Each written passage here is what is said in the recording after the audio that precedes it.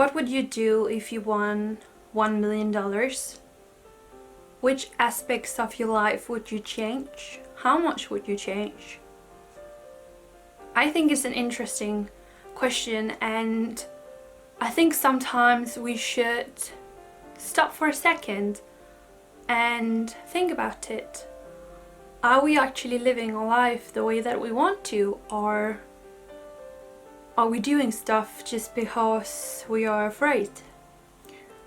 My mom and dad talked about this recently, and I told her that the only aspect of my life I would change was the part of me going to school. I would drop out of school, but the rest of the things that I have going on at the moment I would continue doing. Which is actually pretty cool, to be in a position where you're doing what you want for most parts. And therefore, I've dropped out of school. If we just go back a few months, the main reason why I wanted to study digital concept development was because I wanted to see if it might be something I found interesting for the future.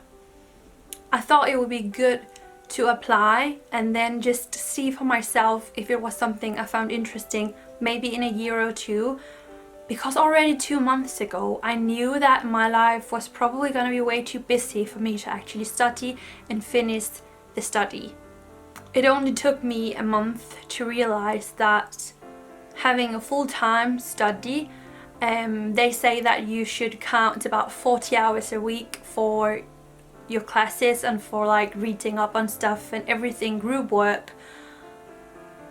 But on the side of those 40 hours a week, I was working 40 hours plus doing other things in my life. And for that month, I must say, I haven't been to badminton practice much. I haven't seen a lot of people, haven't been social, haven't been doing things for myself, haven't had moments to just like breathe and be okay. And doing so many things all at once is actually just making you do everything worse. When you're doing so many things at once, you can't put 100% energy and effort into anything, and therefore everything just gets a little bit blah. And it has just been too much. It's just been too much. And yeah, I dropped out of school about a week ago.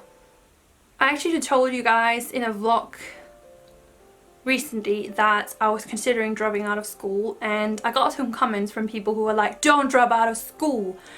And I must say that was a bit uncomfortable for me, having people commenting exactly what I should do. It was not like, Elise, I don't think it's a good idea to drop out of school because blah blah. It was stay in school, Elise, which I found so uncomfortable. So it's actually taken me quite a while to film this video. I haven't been in school for a few weeks now, and I made this decision a few weeks ago. So you commenting like that and not being supportive and not having faith in my decisions was really uncomfortable for me. So I'm really hoping that you will be kind and understanding in my decision this time, because that was really uncomfortable. You were kind of telling me that I was screwing up my life in a really uncomfortable way, so that was not nice. And please don't do that, please. I actually enjoyed my studies. I liked the class that I was a part of. Of course, I wasn't able to be there like all the time, which made it a bit difficult to get a really good like to make some good friendships and stuff. I was a part of a really good study group, but I'm pretty sure that if I had stayed in school, they probably wouldn't have wanted me to stay in that like study group, because my life has just been chaotic and so crazy for the past few months, and I did not have the time and the brain energy and the space and everything in my life to actually go 100% into the group work. Not that I was not doing what I should, I absolutely was. I think I was a big part of the case that we were handing in, and we did a pitch and stuff that I was very much a part of.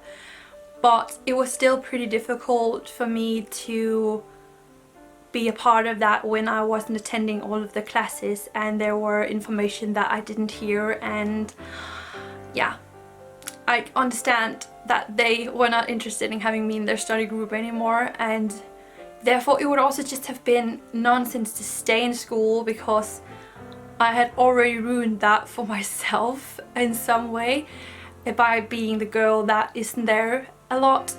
So yeah, it's just been so chaotic. And when we handed in that pitch and we had a week off, like fall break, after we handed in the case and did the pitch, and I just remember how I was like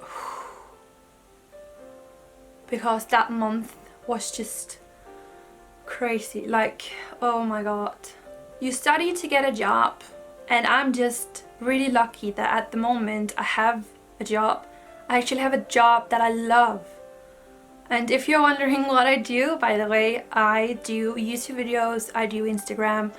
I have just recently launched a web shop that I am trying to do everything to make really like nice. We're also working on a meetup.